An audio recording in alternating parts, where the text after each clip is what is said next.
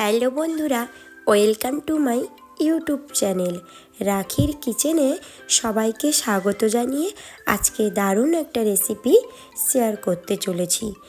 আজকের রেসিপি পালং চিংড়ি। তো তোমরা পালং চিংড়ি বিভিন্ন মানুষ বিভিন্ন ধরনের বানিয়েছে। আজকে আমি একটু অন্য ধরনের পালং চিংড়ি বানাবো, আর সেটা অবশ্যই তোমাদের ভালো লাগবে। প্রথম থেকে শেষ অবধি দেখার জন্য ভিডিওটা আপনাদের কাছে কিন্তু অনুরোধ রইল।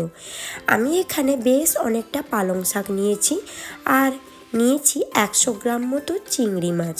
প্রথমে পালং শাকটাকে ভালো করে ধুয়ে নিয়েছি, আর চিংড়ি মাছটাকেও ভালো করে ছাড়িয়ে লবণ আর হলুদ মাখিয়ে রেখেছিলাম। সেটাকে কড়াইতে তেল দিয়ে আমি ভেজে নেব, আর একটা পাত্রে পালং শাকটাকে আমি হালকা করে সেদ্ধ করে নেব। আর আমি এখানে কিছুটা নিয়েছি পেঁয়াজ কুচানো, টমেটো, কাঁচা লঙ্কা, ধনিয়া পাতা, আদা রসুন বাটা আর বড়ি। আর এখানে নিয়েছি তোমার চিংড়ি মাছের ভাজা। বড়িটা আমি পরে অ্যাড করব, তো আমি ছবিতে দেখাইনি। তো যেই কড়াইতে চিংড়ি মাছ ভেজেছিলাম ওই কড়াইতে পরিমাণ মতো দিয়ে দেব সাদা তেল। তো দেখতে পাচ্ছ পালং শাকটা আমার কিন্তু সেদ্ধ হয়ে গেছে, আর ঠান্ডা হওয়া অবধি অপেক্ষা করব। আর পালং শাকটা ঠান্ডা হয়ে গেলে সেটাকে আমি পেস্ট করব।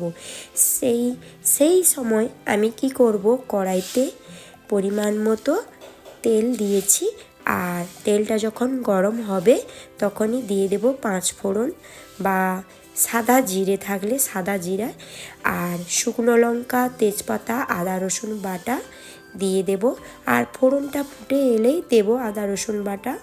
তারপরে আমি দেব পেঁয়াজ কুচানো, আর মশলাটা কষানো অবধি অপেক্ষা করব।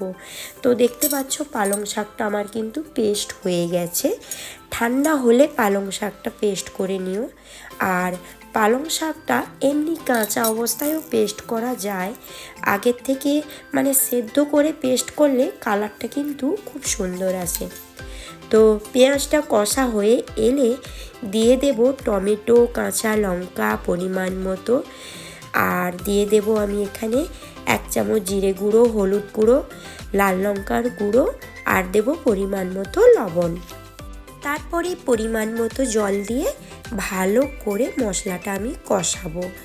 এরপরে মশলাটা কষানো হয়ে গেলে দিয়ে দেব পেস্ট করে রাখা পালং শাক।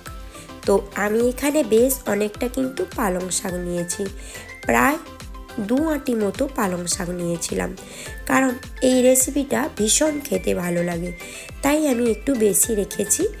তো এইভাবে পেস্ট করা পালং শাকটা দিয়ে দেব। তারপরে গ্যাসের ফ্লেমটা মিডিয়াম রেখে এইভাবে ঘন ঘন নাড়তে হবে। তারপরে পরিমাণ মতো দিয়ে দেব বাটার।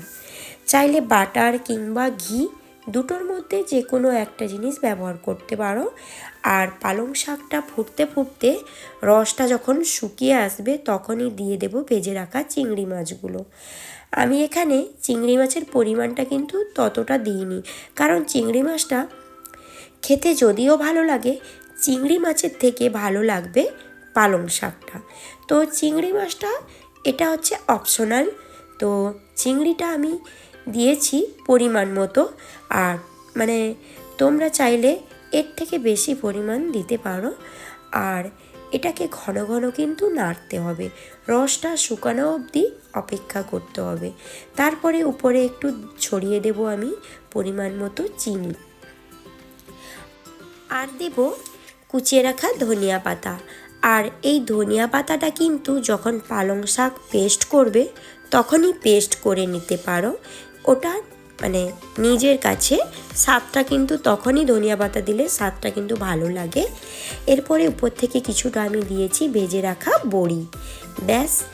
আর বেশ উপরে দিয়েছি অনেকটা কিন্তু বাটার, যেহেতু আমার পালং শাকের পরিমাণটা অনেকটা ছিল তাই দিলাম। এমন একটা রেসিপি একদম মিস করো না। এই শুধু একটা রেসিপিতে তোমার 1 থালা ভাত নিমেষেই শেষ হয়ে যাবে।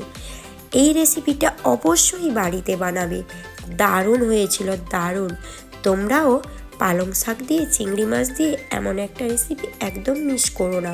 আজকের মতো এই পর্যন্ত, কাল আবার নতুন কোনো রেসিপি নিয়ে চলে আসবো। ততক্ষণ সবাই ভালো থেকো, সুস্থ থেকো, আমার নিত্য নতুন রেসিপিগুলো অবশ্যই দেখতে থাকো।